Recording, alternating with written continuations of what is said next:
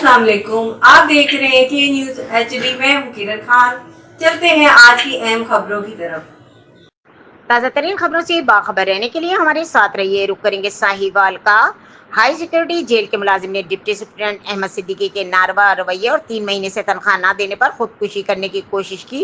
खुद को छुरियों के वार से जख्मी कर लिया, जिसको रेस्क्यू 112 की मदद से साहिवाल टीचिंग अस्पताल मुंतकिल कर दिया गया। मजीद तफसीलात जानते हैं इस रिपोर्ट में। बिल्कुल, मैं इस वक्त मौजूद हूँ साहिवाल टीचिंग हॉस्पिटल में। पंजाब हुकूमत की नाअहली और डिप्टी सुप्रिटेंडेंट जेल की नारवा रवैये से दिल बर्दाश्ता होकर यहाँ पर एक सरकारी मुलाजिम ने खुदकुशी करने की कोशिश की है। हमारे साथ उसके वालिद मौजूद हैं, हम उनसे जानेंगे कि क्या वजह बनी। जी अस्सलाम वालेकुम। सलाम। जी बुजुर्गों, बताएं क्या वजह बनी खुदकुशी की कि यहाँ तक नौबत आ गई कि उन्होंने खुदकुशी करने की कोशिश की। सर 3 ਮਹੀਨੇ ਹੋ ਚਲੇ ਰਖਾਵਾਂ ਨਹੀਂ ਦੇ ਰਹੇ ਉਹਨੂੰ। ਹੁਣ ਟੈਨਸ਼ਨ ਦਿੱਤੀ ਇਹਨਾਂ ਨੇ, ਤੇਰੀ ਭਜਾ ਦਿਓ, ਆ ਜਿਓ, ਚਲੀ ਜਾਓ, ਐਦਾਂ ਕਰ ਲਓ, ਫਲਾਣਾ ਕਰ ਲਓ। ਉਹਨੂੰ ਟੈਨਸ਼ਨ ਹੋ ਗਈ, ਤੇਰੇ ਬੱਚੇ ਤੇਰੇ ਮਰ ਜਾਣ, ਤੂੰ ਮਰ ਜਾ, ਤੈਨੂੰ ਖਾ ਨਹੀਂ ਦੇਣੀ ਤੈਨੂੰ ਅਸੀਂ। ਉਹ ਅੱਕ ਕੇ ਉਹਨੇ ਆਪਣੇ ਆਪ ਨੂੰ ਛੁਰੀਆਂ ਮਾਰ ਲਈਆਂ ਸਾਬਾਂ, 2 ਸਾਬਾਂ ਦੀ ਵਜ੍ਹਾ ਤੋਂ। ਹਾਈ ਸਿਕਿਉਰਿਟੀ ਜੇਲ੍ਹ ਦੇ ਮੁਲਾਜ਼ਮ ਆ, 2 ਅਫਸਰ ਵੱਡੇ, ਉਹਨਾਂ ਦੀ ਵਜ੍ਹਾ ਨਾਲ ਛੁਰੀਆਂ ਉਹਨੇ ਮਾਰ ਲਈਆਂ ਹੈਗੀਆਂ। तो आपका कहना था कि जो आपको यहाँ पर जो पुलिस मुलाजमीन है वो आपको टारगेट भी नहीं दे रहे, इसमें क्या सदाकत है?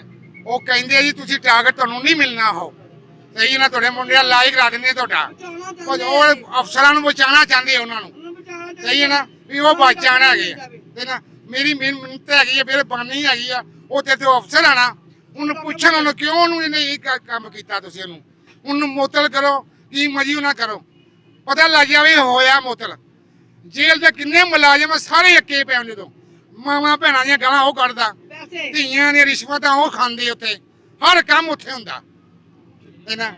जी, आपने जाना मरियम नवाज साहिबा, आप कहती हैं आप अब पंजाब की मां हैं। आपने देखा कि एक सरकारी मुलाजिम 3 महीने से तनख्वाह नहीं मिली, बच्चे उसके भूख से तड़प रहे हैं।